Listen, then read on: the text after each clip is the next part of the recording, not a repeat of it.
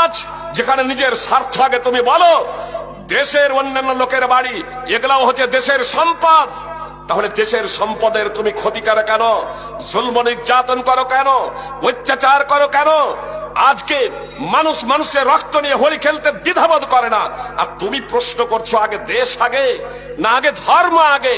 তবে আমি তোমাকে এতটুকু বলি যে মুসলমান মুখে স্বীকার করুক আর না করুক, যারা কোরআন এবং সুন্নাহ জেনে বুঝে যারা অধ্যয়ন করেছে, তারা দৃঢ় বিশ্বাস করে আরে দেশ নিজের বাড়ি নিজের জীবন থেকেও আগে ধর্ম, নিজের জীবন থেকেও আগে ধর্ম।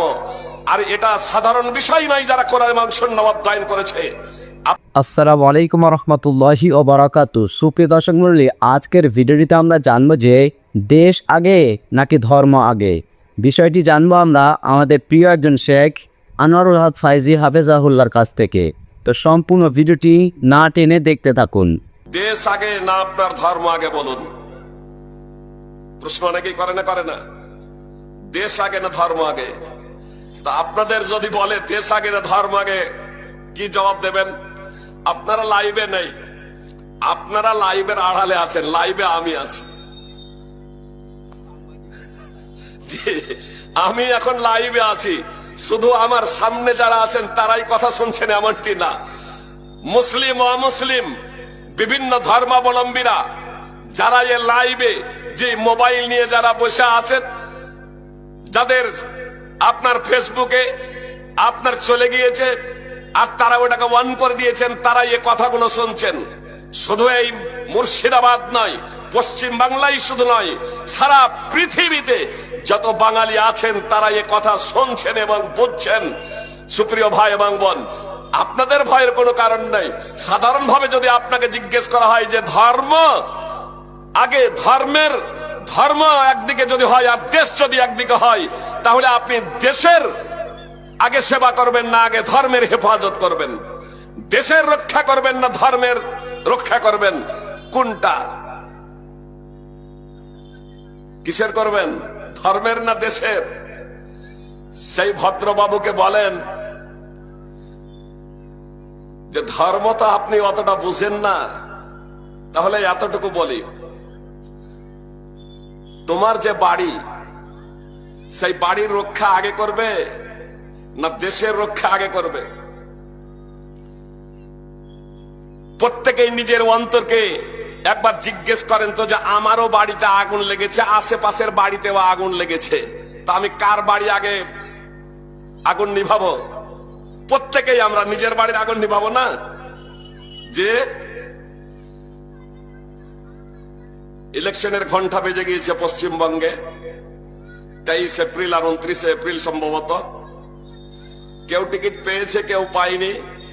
দেশের সেবা করার জন্য, আপনাদের খাদেম হওয়ার জন্য অনেকেই তোলপাড় যে আমি টিকিট পেলাম না কেন, আমি তো সেবা করতাম জনগণের, আমি তো খিদমত করতাম জনগণের। তো খিদমত এবং সেবা করার জন্য সব তোলপাড়। কল্পনা করতে পারেন? আরে বোম্বেয়ে হাম দো হামারে দো, মানে তিনটা যদি সন্তান যদি হয়, আপোষে আলোচনা করছে বন্ধুরা, তিনটা সন্তান হলে এবারকার টিকিট দেওয়া হবে না, তিনটা সন্তান হলে টিকিট পাবে না। তো বোম্বের এক ভদ্রলোক বলছে আমার প্রধান হওয়াই চাই। তখন তার এক বন্ধু বলছে যে তোমার যে তিনটা সন্তান, বলছে একটা সন্তান কাউকে দিয়ে দেব।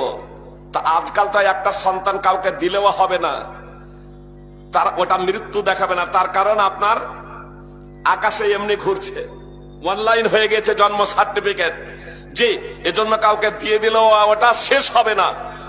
তো কি করা যায়? কি করা যায়? এই কি করা যায় এ থেকে প্রধান হওয়ার জন্য নিজের মেয়েকে আপনার ঘুরতে নিয়ে গিয়ে ব্রিজের ওপর থেকে ধাক্কা দিয়ে ফেলে দিয়েছে। যে আনন্দবাজার পত্রিকায় এই তথ্য বের হয়েছিল যে একমাত্র প্রধান হওয়ার জন্য দেশের সেবা করার বড় শখ, তাই না? দেশের সেবা করার জন্য বড় শখ, প্রধান হওয়ার জন্য নিজের মেয়েকে হত্যা করে দেয়। যে মানে নিজের মেয়েও না, নিজের স্বার্থ আগে, নিজের স্বার্থ আগে।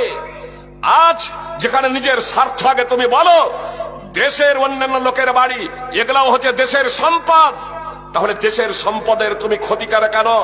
জুলম নির্যাতন করো কেন? অত্যাচার করো কেন? আজকে মানুষ মানুষের রক্ত নিয়ে হোলি খেলতে দ্বিধাবোধ করে না, আর তুমি প্রশ্ন করছো আগে দেশ আগে না আগে ধর্ম আগে?